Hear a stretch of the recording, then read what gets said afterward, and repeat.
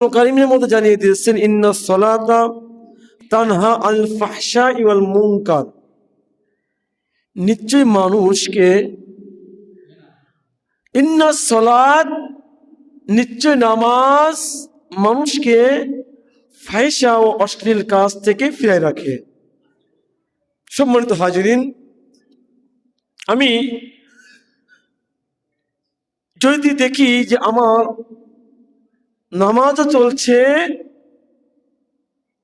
ওদিক দিয়ে আমি অন্যায় অশ্লীল এ সমস্ত কাজ থেকে ফিরতে পারছি না, আমি নিজেকে বলি যে যদি আমি নামাজও চালিয়ে যাচ্ছি কিন্তু আমি গুনাহের কাজ থেকে ফিরতে পারছি না, নিজের ভিতর থেকে উত্তর হয়ে আসবে, বের হয়ে আসবে যে আমার নামাজ তো সেভাবে হচ্ছে না যেভাবে কোরআন কারীমের আয়াতের মধ্যে জানিয়ে দিয়েছে যে ইন্নাস সালাতা তানহা আনিল ফাহশাই ওয়াল মুনকার, নিশ্চয় নামাজ মানুষকে অশ্লীল এবং ফাহিশা কাজ থেকে বিরত রাখে।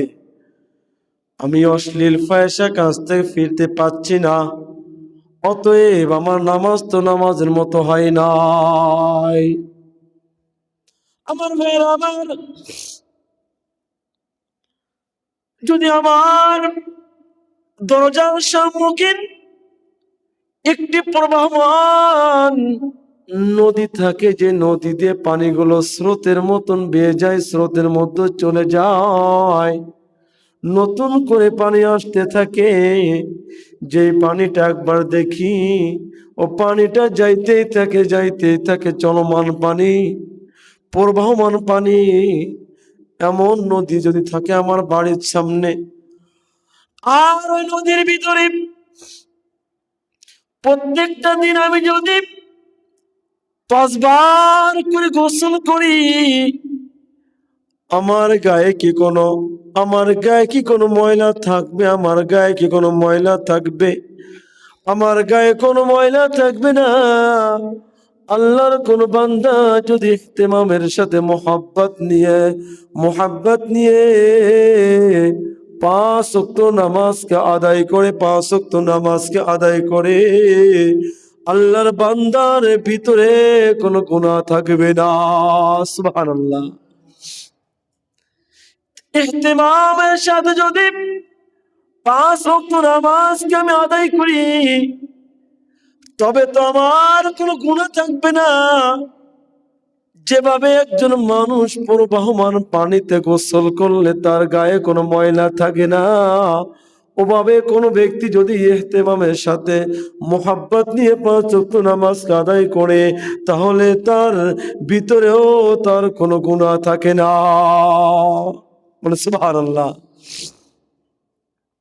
আমার ভাইরা আমার, কিয়ামতের ময়দানে 3 সম্প্রদায়ের লোকদেরকে আল্লাহ রাব্বুল আলামিন ময়দানে মাশরুর উঠাইবেন। ওদের মধ্যে একজনের চেহারা থাকবে তারকার মতন চেহারা। ফেরেশতারা জিজ্ঞাসা করবে, বান্দারে তোমার চেহারা এত সুন্দর কেন? এমন কি আমল করেছো? ফেরেশতা জানায় দিবে, মসজিদে যখন আজান হয়ে যায়, আমি নামাজের জন্য উঠে যাই, আমি অন্য কোনো কাজ করি না। নামাজের জন্য, ওযু করার জন্য আমি উঠে যাই। সুবহানাল্লাহ। দ্বিতীয় আর এক সম্প্রদায়কে উঠাবেন, তাদেরকে জিজ্ঞাসা করবে ফেরেশতারা, হে আল্লাহর বান্দা, তোমাদের চেহারা চাঁদের মতো এবং ঝলক মারছে কেন? তোমাদের চেহারা চাঁদের মতো কেন? তারা তখন জানিয়ে দিবে আল্লাহর ফেরেশতাদেরকে, আল্লাহর ফেরেশতারা দুনিয়ায় থাকা অবস্থায় মসজিদে চলে যাইতাম, মসজিদে গিয়ে আজান শুনতাম, আর আজান দেওয়ার আগে আমি ওযু করে নামাজের জন্য প্রস্তুতি গ্রহণ করতাম। সুবহানাল্লাহ। তৃতীয় এক সম্প্রদায়কে উঠাবেন, যাদের চেহারা হবে চাঁদের মতন, যাদের চেহারা হবে সূর্যের মতন, তৃতীয় যে সম্প্রদায়ের লোক হবে তাদের চেহারা হবে সূর্যের মতন। ওদেরকে ফেরেশতারা জিজ্ঞাসা করবে, তোমার চেহারা এত সুন্দর কেন, এত সুন্দর কেন? আল্লাহর বান্দা জানায়া দিবে, ও আল্লাহর ফেরেশতারা, দুনিয়ায় থাকা অবস্থায় অজু করিয়া মসজিদে গিয়ে বসে থাকতাম আজানের অপেক্ষায়। সুবহানাল্লাহ। তাহলে একটা হলো তারকার মতো উজ্জ্বল, চাঁদের মতো উজ্জ্বল, সূর্যের মতো উজ্জ্বল। শুধু একটাই কারণ, যখন নামাজের আজান হয়ে যাবে, আজানের পূর্বেই অজু করে নামাজের জন্য প্রস্তুতি গ্রহণ করেছি, এই জন্যই আমার চেহারা হয়েছে তারকার মতন উজ্জ্বল, আমার চেহারা হয়েছে চাঁদের মতো উজ্জ্বল, আমার চেহারা হয়েছে সূর্যের মতো উজ্জ্বল। আবার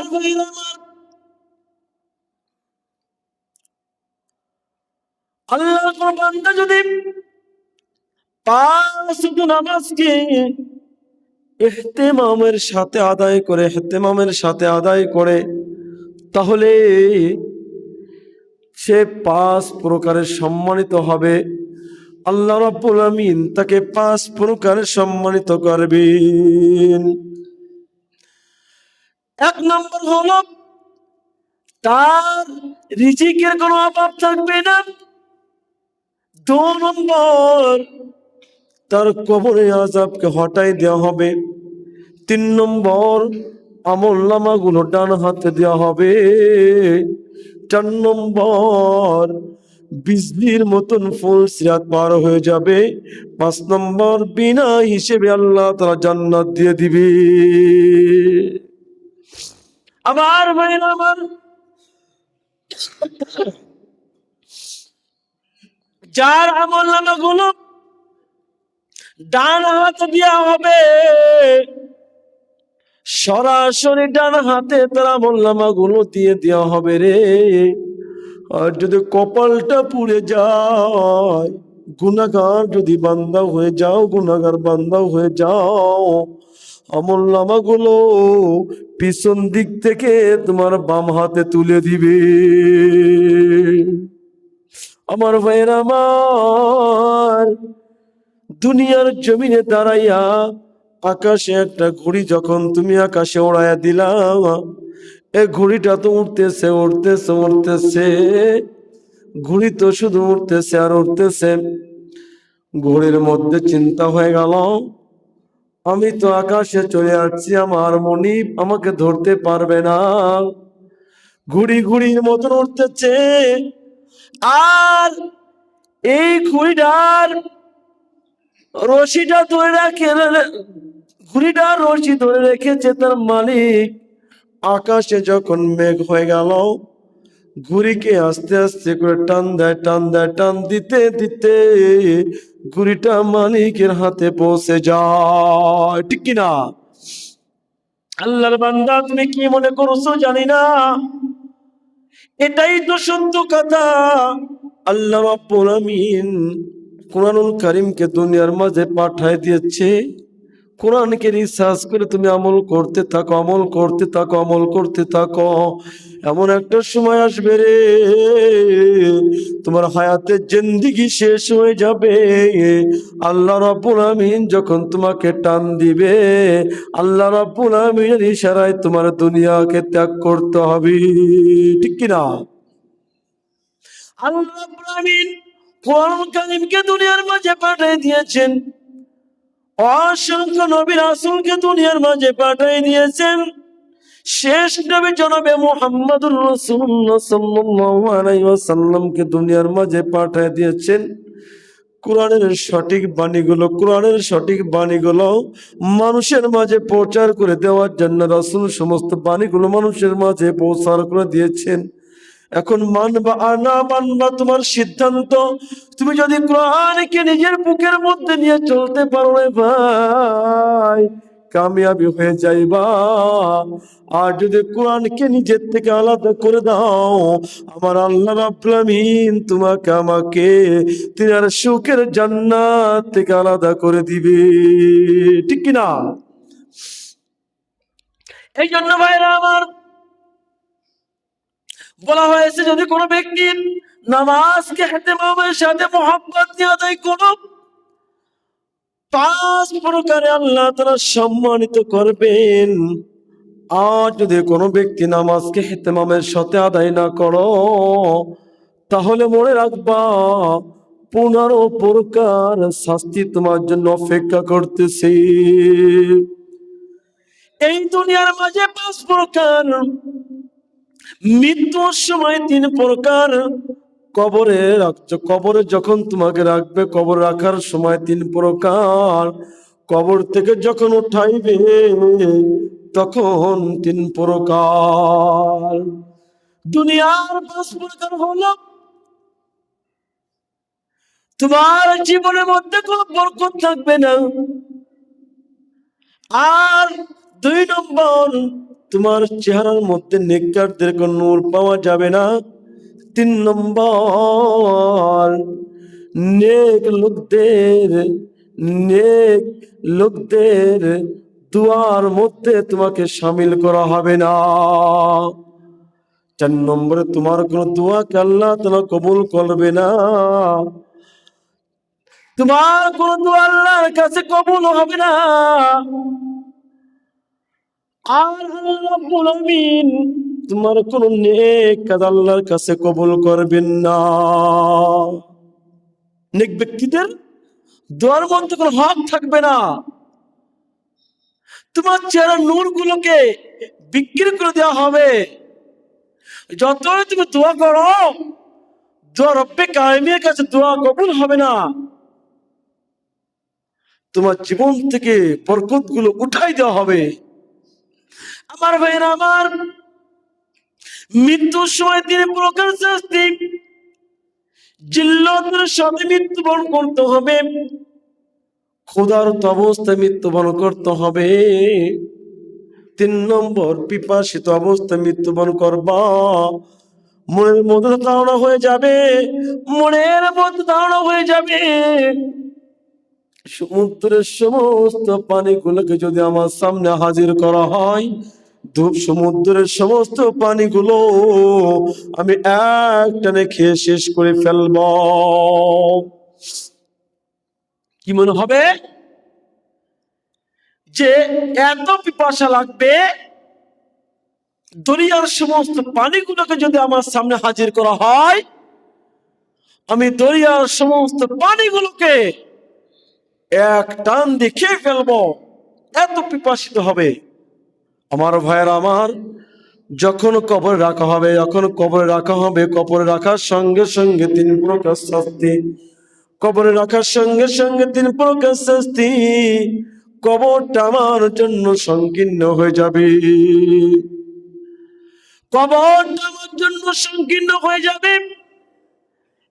এক পাঁজরের হাড্ডিগুলো অপর পাঁজরের মধ্যে ঢুকে যাবে, এক পাঁজরের হাড্ডিগুলো অপর পাঁজরের মধ্যে ঢুকে যাবে। 2 নম্বর, আমার কবরের মধ্যে আগুন জ্বালায় দেওয়া হবে, আমার কবরের মধ্যে আগুন জ্বালায় দেওয়া হবে। 3 নম্বর হলো, আমার জন্য এমন একটি সাপ আল্লাহ রাব্বুল আলামিন নিযুক্ত করে রাখবে রে ভাই, এমন একটি সাপ আল্লাহ তাআলা নিযুক্ত করে রাখবেন, যে সাপের চক্ষুগুলো হবে আগুনের তৈরি, যে সাপের চক্ষুগুলো হবে আগুনের তৈরি, আর নখগুলো হবে লোহা দ্বারা তৈরি, আর এই সাপের গর্জন হবে বজ্রের গর্জনের মতন। লা ইলাহা ইল্লাল্লাহ, লা ইলাহা ইল্লাল্লাহ, লা ইলাহা ইল্লাল্লাহ, লা ইলাহা, লা ইলাহা,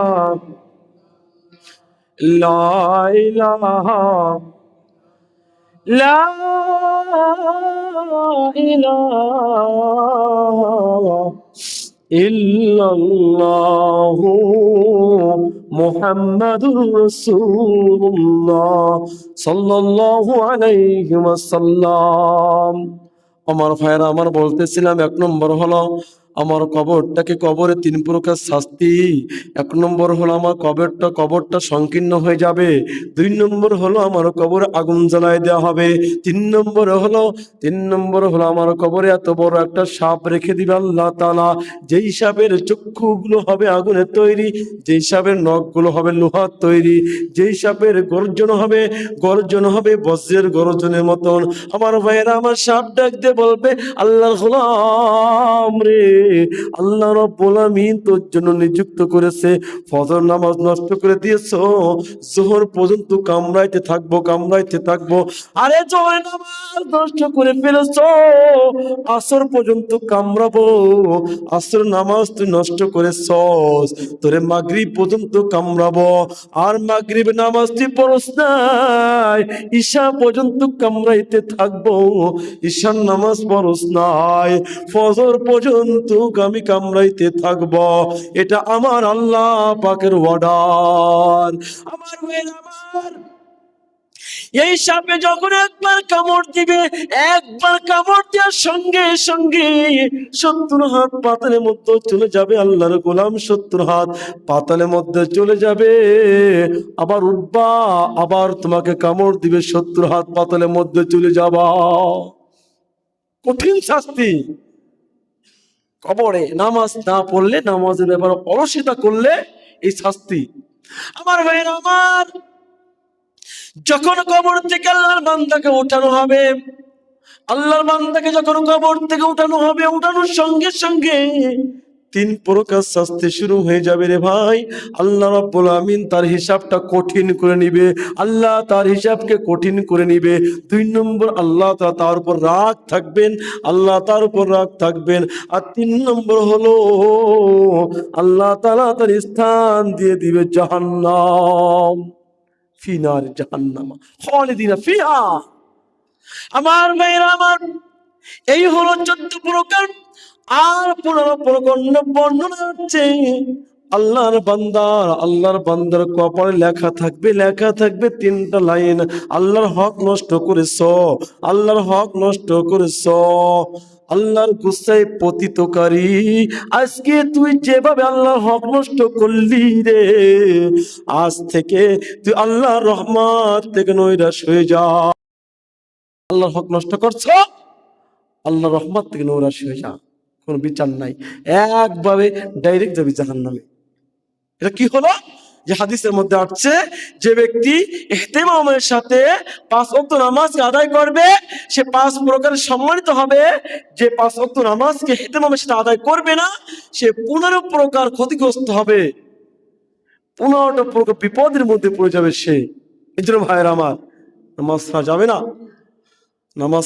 না। কারণ আল্লাহ তাআলা কোরআনের মধ্যে জানিয়ে দিয়েছেন, ইন্না সলাতা তানহা আনিল ফাহশাই ওয়াল মুনকার, নিশ্চয় নামাজ মানুষকে ফাহিশা কাজ থেকে ফিরাই রাখে। আমার ভাইরা আমার, অন্য হাদিসের মধ্যে আসছে, যখন কোনো ব্যক্তি ইহতিমামের সাথে নামাজ পড়বে, এই নামাজটা তার জন্য নূর হয়ে যাবে, এই নামাজটা তার জন্য নূর হয়ে যাবে, এই নামাজটা তার জন্য দলিল হয়ে যাবে, এই নামাজটা তার জন্য নাজাতের কারণ হয়ে যাবে। যে ব্যক্তি ইহতিমামের সাথে নামাজ আদায় করবে না, তার তো এই নামাজ নূর হবে না, তার জিন্দেগিতে কোনো নূর থাকবে না, আর তার কোনো দলিল থাকবে না, নাজাতের কোনো কারণ থাকবে না। এই সমস্ত লোকদের হাসর হবে ফিরাউন, হামান, উবাই ইবনে খলফের সাথে হাসর নাসর হবে। আমার ভাইয়ের আমার, ফিরাউন যে কত বড় কাফের কারোর জানা বাকি নাই। আর হামান হলো তার একজন মন্ত্রীর নাম, উবাই ইবনে খলফ, সে হলো মুসলমানদের বড় একজন শত্রু। তৎকালীন সময় লড়াই হতো, মারামারি হতো। মুশরিকদের মধ্যে এমন একজন কাফের ছিল, এমন একজন শিরকিয়াত ছিল, মুসলমানদের ক্ষতি ছাড়া তার কোনো ধারণা ছিল না। আমার ভাইয়ের আমার, একটা ঘোড়া পালতে ছিল, উবাই ইবনে খালফ ঘোড়া পালতেছিল আর ঘোড়াকে খাবার দিচ্ছিল। এই হাদিসের শেষের দিকে আসছে ঘোড়াকে খাবার দিচ্ছিল।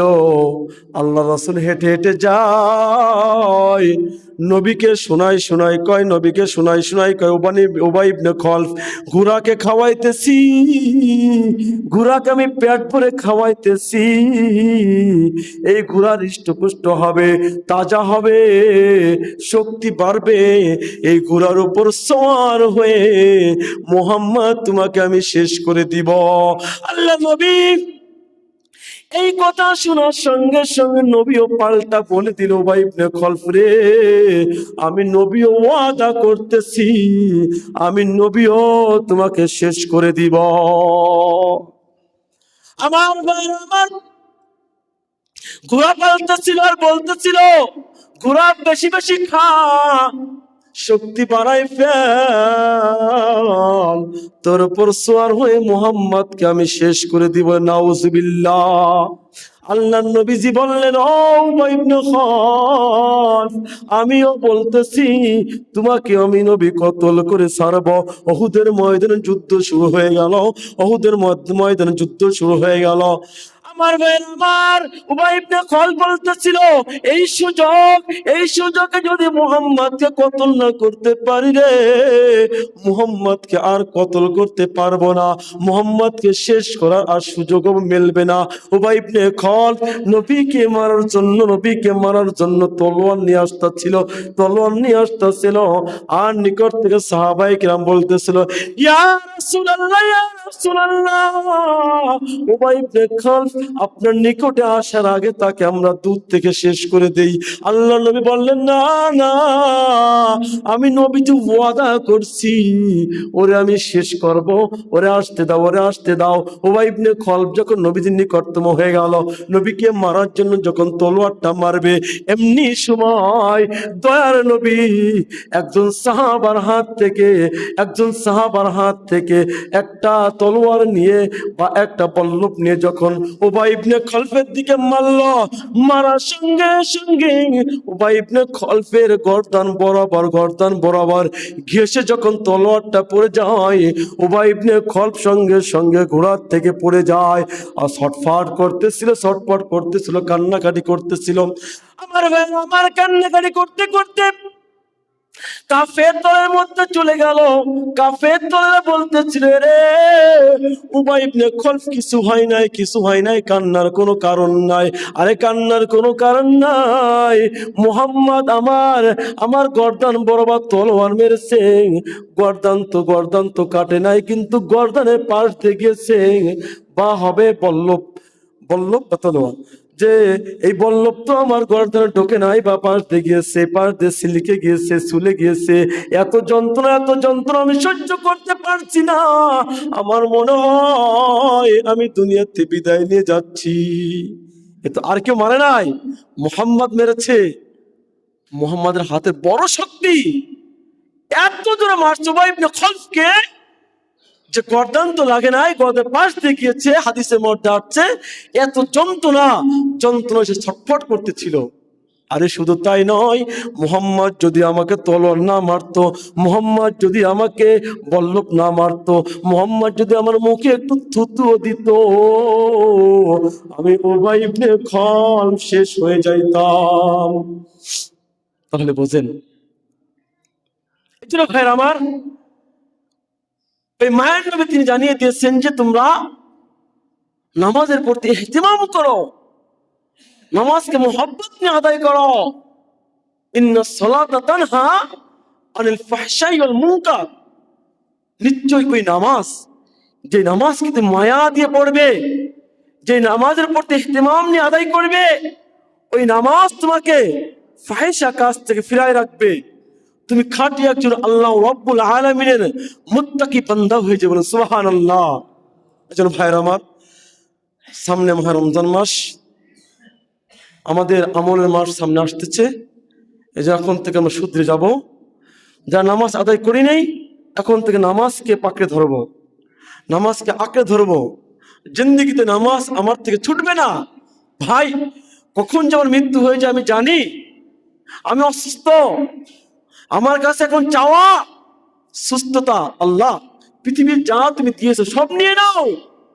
আল্লাহ তোমার কাছে চাই আমি একটু সুস্থতা, ছেলে মেয়ে বিবি আত্মীয় স্বজন যারা আছে এদেরকে নিয়ে একটু সুখে শান্তিতে দুটা দিন আমি থাকতে চাই। আল্লাহ তুমি আমাকে সুস্থ করে তোলো।